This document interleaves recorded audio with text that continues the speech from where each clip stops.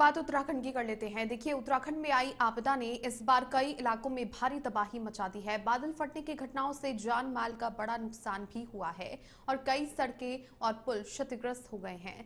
मुख्यमंत्री पुष्कर सिंह धामी ने बताया कि आपदा प्रभावित क्षेत्रों में नुकसान का आकलन किया जा रहा है और विभाग लगातार व्यवस्थाओं को सुचारू करने में जुटे हुए हैं। उन्होंने कहा कि केंद्र सरकार राज्य सरकार को पूरी तरह से सहयोग कर रही है और आपदा से हुए नुकसान का जायजा लेने के लिए भी अधिकारियों को नियुक्त किया गया है।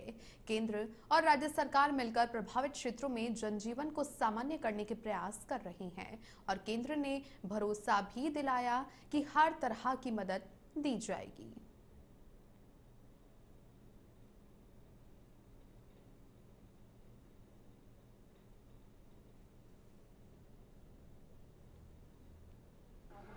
आकलन अभी कर रहे हैं और नुकसान है, बहुत बड़ा नुकसान है। इस बार काफ़ी नुकसान हुआ है और सभी देख ही रहे हैं कि पूरे प्रदेश के अंदर आपदा है। कहीं जल भराव है, कहीं लैंडस्लाइड है, कहीं पर बादल फट रहे हैं, अनेक प्रकार की। कहीं कहीं पर चूँकि पुलों को, सड़कों को, सरकारी संपत्तियों को, निजी संपत्तियों को जनहानि भी हुई है और वैसे भी हानि हुई है। सभी प्रकार की हानि हुई है इसमें।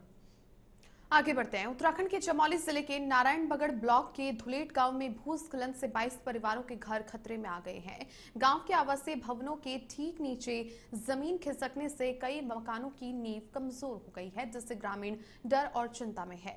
गरीब परिवारों का रो रो करके बुरा हाल है और वो अपनी व्यथा सुना रही हैं और सुरक्षित स्थान पर विस्थापन की भी मांग कर रही हैं। 29 अगस्त को हुए भूस्खलन के बाद लोगों ने अपने घर तोड़ करके घरों को छोड़ करके तत्काल इसकी सूचना ग्राम प्रधान नरेंद्र सिंह भंडारी को दी, जिन्होंने प्रशासन को इसकी जानकारी दी है। वहीं तहसील प्रशासन ने मौके का निरीक्षण करके सभी प्रभावित परिवारों को पास के ही स्कूल भवन में अस्थायी रूप से शिफ्ट कर दिया है। उप जिलाधिकारी पंकज भट्ट ने लोगों को हर संभव मदद और जरूरी सामग्री उपलब्ध करवाने का भी आश्वासन दिया।